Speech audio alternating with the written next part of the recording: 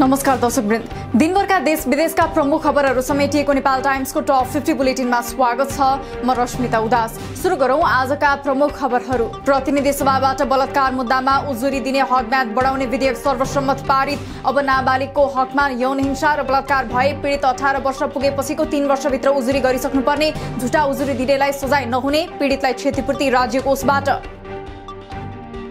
यौन हिंसा सम्बन्धी कानूनमा सुधार आवश्यक रहेको कानून मन्त्री गोविन्द प्रसाद कोइरालाको भनाई। पछिल्ला केही बलात्कार सम्बन्धी मुद्दाले कानूनमा गम्भीर सुधार आवश्यक रहेको देखाएको दावी। क्रिमिनल जस्टिस सिस्टममा सुधार जरुरी रहेको कानून मन्त्री गोविन्द प्रसाद शर्मा कोइरालाको धारणा। यौन हिंसाका पीडितलाई न्याय दिन र पीडकलाई कारबाहीको दायरामा ल्याउन हदम्याददेखि धेरै कुरामा सुधार आवश्यक रहेको जिकिर। संवैधानिक परिषद सम्बन्धी विधेयक अबको 1-2 दिनमा फिर्ता हुने कांग्रेसका महामन्त्री गगन थापाको दावी। साउन पहिलो साता चुनावको मिति घोषणा हुने जानकारी।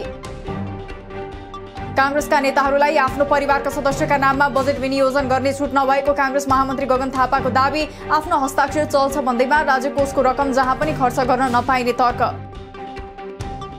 ओलीको पालामा ल्याइएको अध्यादेशसँग मिल्दोजुल्दो प्रावधान सहित संवैधानिक परिषद सम्बन्धी विधेयक ल्याउन कसले सल्लाह दियो भन्दै कांग्रेस महामन्त्री विश्व प्रकाश शर्माले गरे प्रश्न। यसमा प्रधानमन्त्री शेरबहादुर देउवाको गम्भीर जवाफदेहिता जरुरी रहेको धारणा। सरकारले संवैधानिक परिषद सम्बन्धी विधेयक फिर्ता लिनुपर्ने कांग्रेस नेता डाक्टर शेखर कोइरालाको भनाई। नागरिकता सम्बन्धी विधेयकमा राजनीति गर्न नहुने र दलहरू एकै ठाउँमा उभिएर जन्मसिद्धको सन्तानलाई नागरिकता दिनुपर्ने उल्लेख। नागरिकता ऐन संशोधन विधेयक र संवैधानिक परिषद ऐन संशोधन विधेयकबारे 5 दलीय गठबन्धनमा अविलम्ब छलफल हुनुपर्ने माओवादी वरिष्ठ नेता नारायण काजी श्रेष्ठको भनाई। छलफल गरेर सकारात्मक समाधान निकाल्नुपर्ने धारणा। एकीकृत समाजवादी अध्यक्ष माधव नेपालले सहमति विपरीत पार्टी विभाजन गरेर जीवनकै सबैभन्दा ठूलो गल्ती गरेको एमाले नेता घनश्याम भुसालको टिप्पणी। ढिलो वा चाँडो नेपालले कठघरामा उभिएर प्रायश्चित गर्नुपर्ने तर्क। चुनाव अघि कुनै पनि पार्टीसँग एकता सम्भव नभएको तर वाम शक्तिहरू बीचको एकता आवश्यक रहेको एकीकृत समाजवादीका अध्यक्ष माधव नेपालको भनाई। एकीकृत समाजवादीलाई अरू पार्टीले साथ दिएको दिन प्रदेश सरकारको नेतृत्व गर्ने प्रतिबद्धता। आफ्नो अडानका कारण देशमा विदेशी शक्तिहरूका विभिन्न षड्यन्त्र असफल भएको एकीकृत समाजवादी अध्यक्ष नेपालको दावी। गठबन्धन सरकार भएकै कारण एसपीपी रोकिएको, अन्यथा पारित भइसक्ने टिप्पणी। सरकारको जथाभावी क्रियाकलाप नरोकेमा देश श्रीलङ्का जस्तै टाट पल्टिने एमाले अध्यक्ष केपी शर्मा ओलीको दावी। बजेट काण्ड, डलर सञ्चित नभएको बेला हतियार किन्ने, कार्यकर्तालाई बजेट बाँड्ने लगायतका गलत क्रियाकलापका कारण टाट पल्टिने जोखिम रहेको चेतावनी। निजगढमा नै अन्तर्राष्ट्रिय विमानस्थल बनाउन सकिने एमाले अध्यक्ष ओलीको धारणा। अदालतले पनि विकास निर्माणमा हस्तक्षेप गर्न नहुने जिकिर। संवैधानिक परिषद सम्बन्धी विधेयक ल्याउनु अघि सरकारले सर्वोच्चमा विचाराधीन मुद्दा फिर्ता लिनुपर्ने र सार्वजनिक रूपमा माफी माग्नुपर्ने माग। आगामी निर्वाचनमा पनि सत्तारूढ दलहरूको गठबन्धन कायम रहन सक्ने र आफूहरू एक्लै प्रतिस्पर्धामा उत्रिनुपर्ने नेकपा एमालेको निष्कर्ष। गठबन्धन भए पनि त्यसको भयबाट मुक्त हुन नेता कार्यकर्ताहरूलाई आग्रह। एमाले उद्यमी व्यवसायी पार्टी सदस्यसँग मासिक 5,000 उठाउने। अन्तर्पार्टी निर्देशिका अपानी 4 अनुसार 5,000 व्यक्तिसँग मासिक 5,000 सङ्कलन गर्ने प्रस्ताव। पार्टी एप मार्फत भुक्तानी गर्न सकिने। राष्ट्रिय सभामा दर्ता भएको संवैधानिक परिषद सम्बन्धी विधेयक फिर्ता लिन एमाले सचिव योगेश भट्टराईको माग। विधेयक संविधानको अक्षर र भावना विपरीत भएको ठहर। सत्तामा बस्नेहरूले संविधान भत्काउने नभएर रक्षा गर्ने दायित्व पूरा गर्नुपर्ने उल्लेख। गठबन्धन र सरकारले कमिसन खानकै लागि नेपाल प्रहरीलाई आवश्यक नभए पनि 84 करोडको हतियार खरिद गर्न लागि एमाले सांसद नवराज सिलवालको आरोप। गठबन्धनका नेताहरूलाई पैसा जम्मा गर्न अर्थमन्त्रीले जाँदा जाँदै राज्य कोषको रकम रकमान्तर गरेको टिप्पणी। यौन हिंसाका अपराधीलाई जोगाउने ढंगले कानूनको व्याख्या हुने गरेको नेमखिपा सांसद प्रेम सुवालको टिप्पणी। विद्यमान कानूनमा यौन हिंसाका घटनामा संलग्नहरूलाई कारबाही गर्ने व्यवस्था भए पनि त्यसलाई कार्यान्वयन गर्न सरकारले नसकेको आरोप। नेपाल भ्रमणमा रहेका चिनिया कम्युनिस्ट पार्टीका विदेश विभाग प्रमुख लिउ जियानचाउ आज पनि भेटवार्तामा व्यस्त। आज एमाले, माओवादी र एकीकृत समाजवादीका शीर्ष नेताहरूसँग भेटवार्ता। एमाले निकट भातृ संगठन राष्ट्रिय युवा संघ नेपालद्वारा ललितपुर एकान्त कुना स्थित यातायात व्यवस्था कार्यालय घेराउ गर्दै प्रदर्शन। अनलाइन फारम भर्न अनलाइन साइट खोले पनि पूर्ण रूपमा नचलेको र पुनः नागरिकहरू बिचौलियाकोमा पुगिरहेको दावी। काठमाडौँ उपत्यकाको सुरक्षा व्यवस्था केन्द्र माथत राख्ने गरी सरकारले ल्याएको विधेयक प्रतिनिधि सभाबाट सर्वसम्मत रूपमा पारित। तर नेपाल प्रहरीले प्रदेश प्रहरीको समन्वयमा काम गर्नुपर्ने।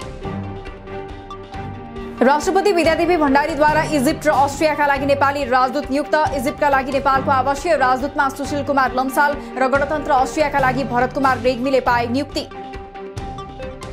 धीरज प्रताप सिंहलाई प्रहरी प्रमुख नियुक्त गर्ने निर्णयलाई चुनौती दिँदै रिट निवेदन दायर गरेका प्रहरी अतिरिक्त महानिरीक्षक विश्वराज पोखरेलको मुद्दामा आज पनि सुनवाई भएन। प्रतिवादी तर्फका कानून व्यवसायी बहसमा नआएपछि शुक्रबारसम्मका लागि सुनवाई सारियो। न्याय परिषदले धनुषाका जिल्ला न्यायाधीश डाक्टर परशुराम भट्टराईलाई सर्वोच्चमा काजमा तान्यो। व्यक्ति हत्याको आरोप लागेका एक आरोपितलाई सफाई दिएपछि भट्टराई विरुद्ध न्याय परिषदले छानबिन समेत गर्दै पछिल्लो 24 घण्टामा 3020 जनाको नमुना परीक्षण गर्दा 168 जनामा कोरोना संक्रमण पुष्टि। यही अवधिमा 37 जना संक्रमण मुक्त हुँदा मृतक शून्य। सक्रिय संक्रमितको संख्या बढेर 770 पुग्यो। रूपन्देहीको बुटवल उपमहानगर नेपालकै पहिलो कोभिड विरुद्धको पूर्ण खोप सुनिश्चित उपमहानगर घोषणा। नगरमा रहेका 1,95,565 मध्ये 12 वर्ष माथिका 1,57,393 जनालाई पूर्ण खोप लगाइयो। त्रिवीका प्रश्नपत्र बनाउँदा मर्यादा विपरीत कार्य गरेको पाइएकोले प्रश्नपत्र निर्माण कार्यमा संलग्न रहेकाहरूलाई कारबाहीको दायरामा ल्याएको विभागका डिन प्राध्यापक डाक्टर दिल्ली राज शर्माको भनाई। त्रिवीका परीक्षा सञ्चालन र व्यवस्थापनबारे छानबिन गर्न उच्च स्तरीय समिति गठन। आज विश्व जनसङ्ख्या दिवस नेपालमा पनि मनाइयो। नेपालमा अहिले जनसङ्ख्या वृद्धि दर घट्दै गए पनि जनसङ्ख्या स्थिर हुन अझै 2-3 दशक लाग्ने अनुमान। राष्ट्रिय जनगणना 2078 को प्रारम्भिक नतिजा अनुसार नेपालको जनसङ्ख्या 2,91,92,480। मनसुन कमजोर भएकाले देशका धेरै ठाउँमा घाम चर्किएकाले अबको 3-4 दिन नै ठूलो पानी नपर्ने। आज आंशिकदेखि सामान्य बदली रही सुदूरपश्चिम कर्णाली तथा लुम्बिनी प्रदेशका थोरै स्थानहरूमा हल्कादेखि मध्यम वर्षाको सम्भावना। काठमाडौँ महानगरद्वारा धोबी खोलामा फोहोर फाल्ने कम्पनीलाई 25,000 रुपैयाँ जरिवाना। प्र्याक्टिकल वेस्ट सोल्युसन प्रालीले घर घरबाट सङ्कलन गरेको फोहोर धोबी खोलामा ल्याएर फालेको सामाजिक सञ्जालमा चर्चा भएपछि अनुसन्धान गरेर कारबाही गरेको महानगरको भनाई। वैदेशिक रोजगारीलाई व्यवस्थित र सुरक्षित बनाइने श्रम मन्त्री शेरबहादुर कुँवरको दाबी। वैदेशिक रोजगारीलाई कसरी व्यवस्थित र सुरक्षित गर्न सकिन्छ भन्ने विषयमा आफू गम्भीर भएको बताउँदै त्यसका लागि आवश्यक पर्ने काम गर्ने प्रतिबद्धता। नेपालीहरूको प्रमुख श्रम गन्तव्य देश कतारबाट फिफा विश्वकप 2022 का कारण रोजगारीका मागमा कमी। साउदी अरबमा पनि पहिलेको भन्दा अहिले रोजगारी घटे। मलेसियाबाट पनि मागहरू आइरहेको जिकिर।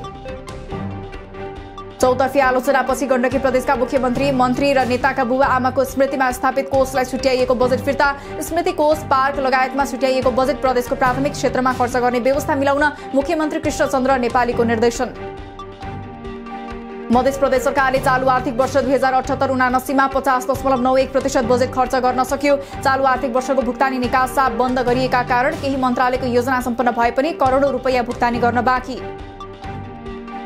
बेनीघाट आरुघाट लार्के भन्ज्याङ सडक अन्तर्गतको 18 किलोमिटर खण्ड नेपाली सेनाद्वारा सडक विभागलाई हस्तान्तरण। अब यो सडक स्तरोन्नति लगायतका कामको जिम्मेवारी सडक विभागको हुने।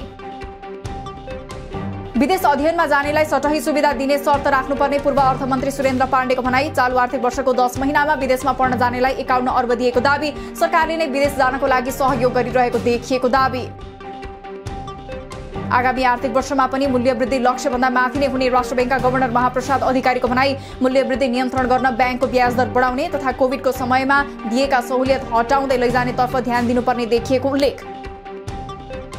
देशमा सुधानान्तर घाटा झनै बढ्यो। चालू आर्थिक वर्षको 11 महिनामा सुधानान्तर स्थिति 2,69 अर्ब 81 करोडले घाटामा। विदेशी विनिमय संचित 7.5 महिनाको वस्तु 6.5 महिनाको वस्तु सेवा आयात धान्न पर्याप्त रहने।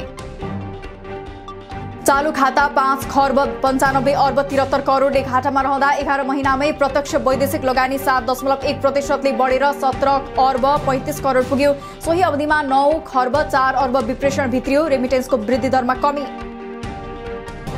अन्तिम श्रम स्वीकृति लिनेको संख्या उल्लेख्य रूपमा वृद्धि भई 3,13,367 जना पुगे। पुनः श्रम स्वीकृति लिने नेपालीको संख्या 208%ले वृद्धि भई 2,59,091 जना पुगे। चालू आर्थिक वर्षको 11 महिनामा मुद्रास्फीति काठमाडौँ उपत्यकामा 8.32%, तराईमा 8.29%, पहाडमा 9.28% र हिमाली क्षेत्रमा 8.92% पुग्यो।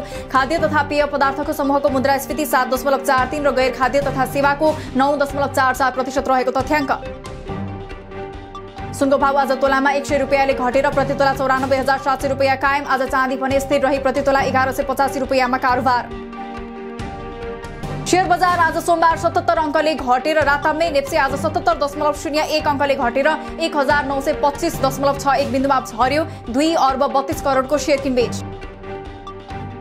राष्ट्रिय खेलकुद परिषदले थाल्यो आसन्न 19औं एसियाली खेलकुदका लागि छानिएका 23 खेलका दोस्रो चरणको खेलाडी छनौट, प्रतिस्पर्धात्मक स्तर बढ्ने र राखेपको तयारी खर्च कटौतीमा सहयोग पुग्ने अपेक्षा। सर्बियन खेलाडी नोभाक जोकोभिचले अस्ट्रेलियन निक क्रिगोसलाई हराउँदै 7औं पटक जिते विम्बल्डन टेनिसको उपाधि। जोकोभिचलाई यो सहित 21औं ग्रान्ड स्ल्याम उपाधि प्राप्त। सन् 2023 मा भारत विश्वको सबैभन्दा बढी जनसङ्ख्या भएको देश साबित हुने प्रक्षेपण। यही वर्षको मध्यसम्म विश्वको जनसङ्ख्या 8 अर्ब पुग्ने र भारत जनसङ्ख्याको आधारमा चीनलाई उछिन्दै 1 नम्बरमा पुग्ने विश्लेषण। श्रीलङ्कामा नयाँ राष्ट्रपति चयनका लागि आगामी मार्च अघि आम निर्वाचन हुने। फरार भएका राष्ट्रपति गोटाबाया राजपाक्सेको ठेगाना अझै अज्ञात। राजपाक्सेले राजीनामा नदिएसम्म निवास नछोड्ने राष्ट्रपति निवास कब्जा गरी बसेका प्रदर्शनकारीहरूको अडान। रुसी सेनाले युक्रेनको आवासीय भवन लक्षित आक्रमण जारी राख्दा पछिल्लो पटक कम्तीमा 15 जनाको मृत्यु, 20 भन्दा बढी नागरिकहरू फँसेको अनुमान। भग्नावशेषबाट सर्वसाधारणलाई निकाल्न कठिन। पोर्चुगलको उत्तरी क्षेत्रमा भीषण डढेलो नियन्त्रणका लागि 3000 अग्नि नियन्त्रक र 60वटा विमान परिचालन गर्दा पनि डढेलो नियन्त्रणमा आउन सकिन। आजदेखि 5 दिनसम्मका लागि आकस्मिक अवस्था घोषणा। र पूर्व प्रधानमन्त्री सिन्जो आबेको हत्यापछि शोकका बीच जापानको माथिल्लो सदनका लागि भएको निर्वाचनमा सत्तारूढ लिबरल डेमोक्रेटिक पार्टीलाई बहुमत। एलडीपी र उसको सहयोगी दल कोइमेइतोले माथिल्लो सदनका 125 सिट मध्ये 69 देखि 83 सिटमा जित हासिल गर्ने सर्वेक्षण। दिनभरका देश विदेशका प्रमुख खबरहरू समेटिएको नेपाल टाइम्सको टप 50 बुलेटिन अहिलेलाई सकियो। हामी भोलि फेरि टप 50 समाचारका साथ उपस्थित हुने नै छौं। नेपाल टाइम्सको युट्युब च्यानल सब्स्क्राइब गरिदिनु भएकोमा र फेसबुक पेज लाइक गरिदिनु भएकोमा धन्यवाद। ताजा खबरहरू नेपाल टाइम्सको अनलाइन पोर्टल www.nepaltimes.net मा पनि गएर हेर्न सक्नुहुनेछ। नेपाल टाइम्स हेर्दै गर्नुहोला। नमस्कार।